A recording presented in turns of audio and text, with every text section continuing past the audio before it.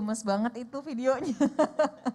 Habib, ini Masya Allah nih, Aca kan juga punya anak perempuan ya Habib ya. Aduh, ini emang harus siap-siap ya mengajarkan sejak dini ya, mau ngomong harus diajarin ya Habib. Nah cuman nih Aca suka bingung juga gimana sih cara mengajarkan, memperkenalkannya ke anak, mengedukasi anaknya juga seperti apa.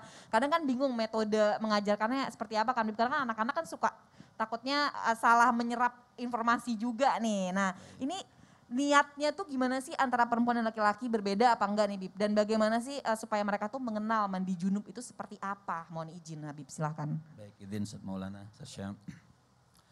Bismillahirrahmanirrahim. Mengenalkan anak untuk mandi janabah, artinya enggak gimana-gimana.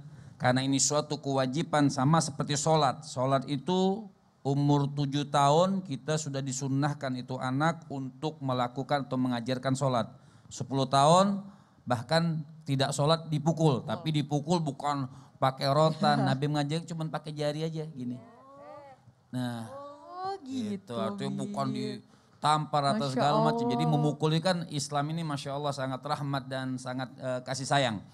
Juga mengenalkan itu anak bagaimana sama.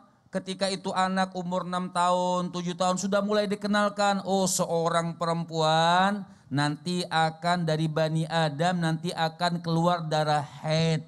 Nah ketika keluar darah haid ini disebut hadas besar, tidak apa-apa. Jadi nggak usah ini atau orang-orang sekarang ini kan, oh ini kan masih anak-anak tabu ini itu segala macam, tidak.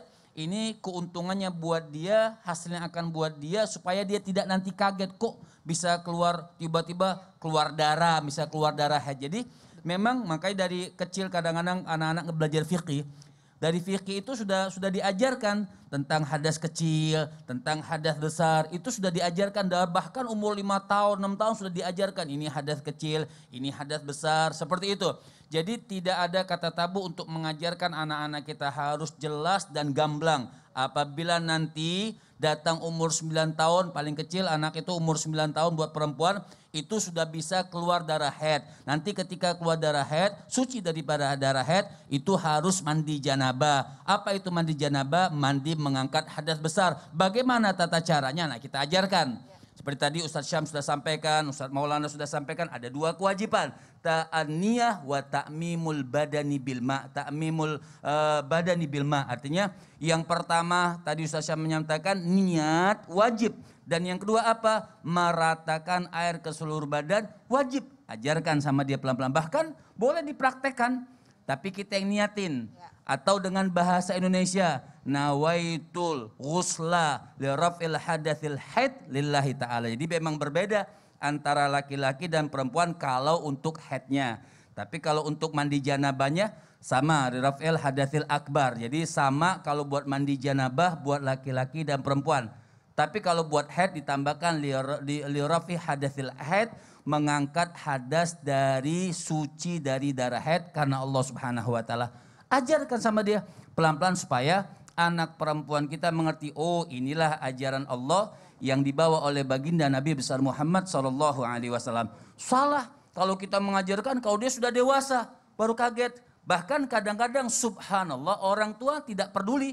Jadi sudah haid, sudah didiamkan saja, nggak tahu kapan mandinya, atau sudah mandi atau tidak, tahu niatnya atau tidak. Bahkan kadang-kadang sholat, dia sholat aja, sudah suci daripada haid, kemudian dia tidak mandi hadas. Nah ini yang salah. Jadi memang harus dihajarkan pengajaran fikih sangat penting. Karena apa? Ilmu fikih itu 24 jam di dalam kehidupan kita bawa ilmu fikih.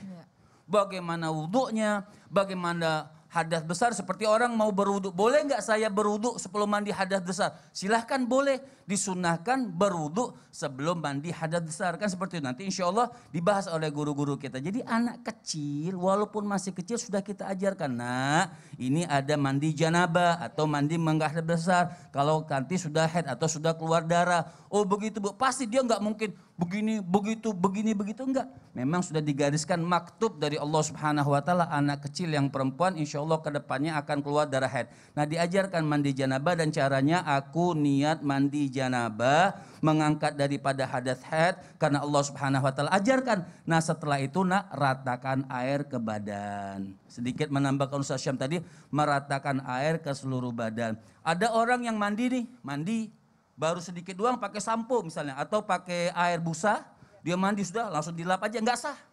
Karena sabun dan sampo tidak bikin sah mandi janabah. Yang bikin sah mandi janabah, air bersih yang suci mensucikan diberatakan seluruh badan, itu yang bikin sah mandi janabah.